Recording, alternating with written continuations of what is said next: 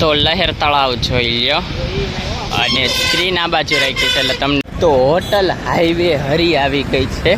ખૂબસૂરત પ્રોપર્ટી જુઓ તમે. તો આ ખટારો જુઓ, સુઝલોન કંપનીનું વિન્ડ મિલનું એક ખાલી વિંગ કે ને એક પાખ્યું લઈને જાય એવડો ખટારો. આમ જો અહીંથી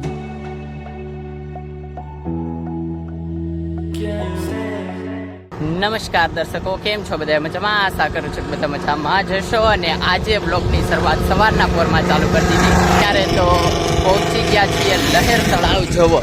જામનગરનું લહેર તળાવ, મોટું બધું તળાવ છે. અને ઓલા વર્ષે પણ અમે અહીંયા આવ્યા હતા. આખેલે બધા અગાઉ જો અહીંયા વર્લ્ડમાં ઊભા રહી ગયા છે. હું સેજ પાછળ રહી ગયો છું. તો હાલીને આગળ થઈ જાવી અને પછી તમને લહેર તળાવનું વ્યૂ દેખાવી. તો લહેર તળાવ જોઈ લ્યો અને સ્ક્રીન આ બાજુ રાખી છે એટલે તમને માત્ર હંસ અને આ તળાવ જ દેખાય. બાકી જેવો કેમેરો નીચો થાય એટલે આ જો પ્લાસ્ટિક અને કચરો. ભારત દેશ આમ થાય તે આપણે ગંદકી કરવામાં પહેલેથી સર્વોપરી રહ્યો છે. તો આને થોડું મૂકેલું હોય લહેર તળાવ. આટલો ખાલી કેમેરામાં ફ્રેમ દેખાય કેટલું મસ્ત લાગે. અને આમ નીચે ખાલી કેમેરો કરે એટલે પૂરું ડાયરેક્ટ હોયથી સીધા જીરો. તો કીધું એમ કચરો તો માણસો ફેલાવે. હવે એક જણો આટલો કચરો ન ફેલાવી શકે, બધાએ થોડોક કચરો ફેલાવ્યો હોય. તો આપણે પણ એ જ કરવાનું છે કે થોડાક માણસો આપણે ધીમે ધીમે જાગૃત થવી અને આપણો કચરો એક યોગ્ય જગ્યાએ નાખતા થવી. આવી રીતના તળાવમાં ને એવી રીતના ફેલાવતા ન જાવી તો ધીમે ધીમે સુધારો આવશે. અને કદાચ ભવિષ્યમાં 2-3 વર્ષ પછી આ તળાવ સાફ દેખાય એવી મારી આશા. અને આ બતકોને એક શાંતિ મળે કે ના અમારી રહેવાની જગ્યા સારી થઈ ગઈ એમ.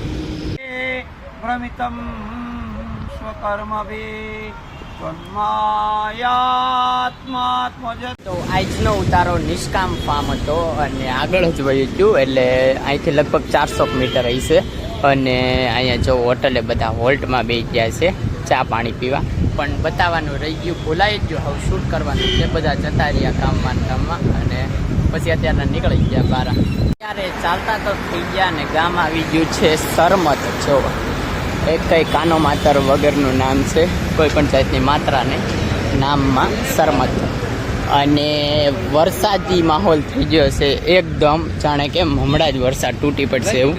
અને હવે ઉતારો 8 કિલોમીટર દૂર છે. 8 કિલોમીટર આગળ જવાનું છે.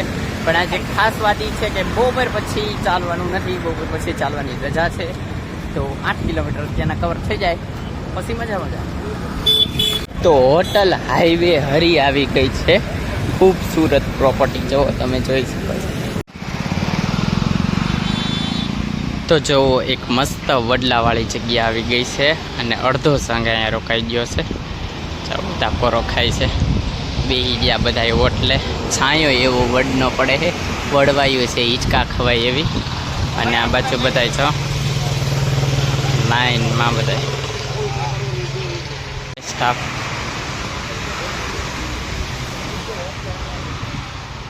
તો આ સાઈડ છે ને મિલિટરીના જે એરક્રાફ્ટ આવે એનું કંઈક ટ્રેનિંગ સેન્ટર કે એવું કંઈક છે. એટલે નકરા ફાઇટર પ્લેન જ આ બાજુથી ઉડીને અને આમ તરફ જાય છે. તો બતાવું તમને. અમે અહીંયા વાટે છીએ કે ક્યારે આવે ફાઇટર પ્લેનને તમને બતાવી, કારણ કે એ ઘણી સ્પીડમાં નીકળી જાય છે, ખબર નથી રહેતા. તો તમને ફાઇટર પ્લેન તો હજી ન બતાવી શક્યા, કારણ કે તે પછી નીકળ્યા જ નહીં. અમને ખબર પડી ને કે સ્કૂટ ફેરવી તે પછી હજી નીકળ્યા જ નથી. અને અત્યારના ચાલતા થઈ ગયા.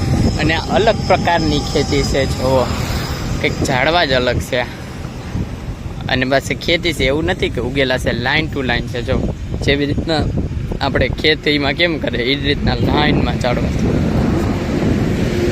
કોમેન્ટમાં કહી દેજો શેના ઝાડવા. જો કોઈ તો ગામનું નામ જોવો, ગામ આવી ગયું છે આમરા. પાણી જોવો કેવું ચોખ્ખું આવેલું જાય છે, એકદમ તાજું. તમે એક વખત આ રસ્તો જોવો, ઊંચાણમાં છે, વાહનો આવે છે. અને આ મોલની સાઈડ જોવો ઠેઠ સુધી કોઈ પણ જાતની માનવ વસ્તી નહીં. અને વાદળા ઘેરાયેલા, ટાઢો પવન આવ્યા રાખે. હેમલી સાઈડ ક્રેનું છે, લઈ કંઈક ઇન્ડસ્ટ્રીયલ એરિયા છે. જોવા અમે કંઈક ફેક્ટરી જેવું.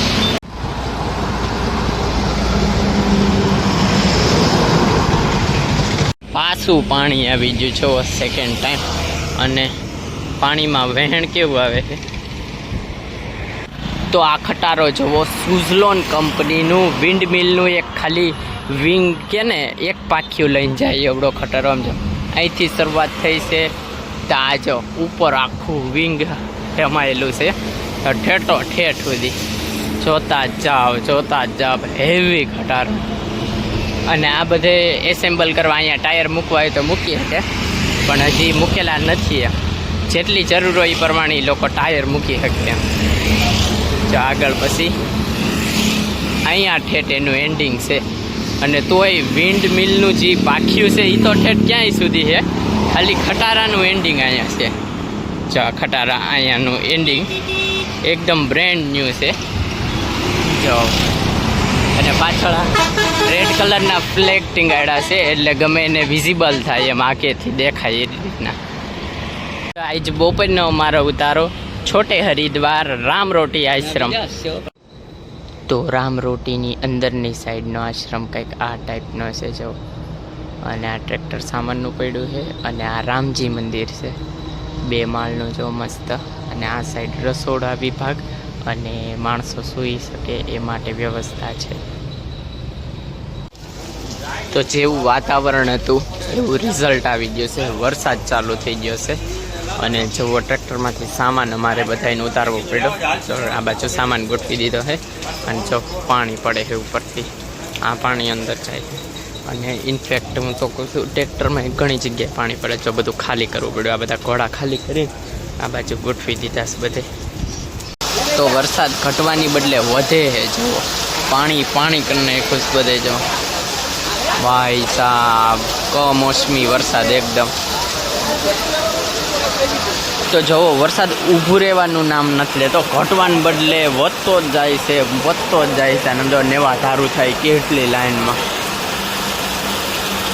અને આખા આશ્રમમાં પાણી કરી નાખશે. એ તો સારું કે લાદી નથી, નહીતર તો માણસો પડે હતા. આમાં શું પાણી વયું જાય બધું. પણ સ્વાર્થની ઉપર પરમાર્થ છે કે જ્યારે ભજન વધે ત્યારે આપણે બીજાનું ભલું કરવાની ઈચ્છા, પરોપકાર કરવાની ઈચ્છા થાય. પણ એની કરતા પણ જો આગળની વાત હોય તો પરમ પરમાર્થ. લક્ષ્મણ કહે છે કે સખા પરમ પરમાર્થ એવું, મન ક્રમ વચન રામ પદ લેવું.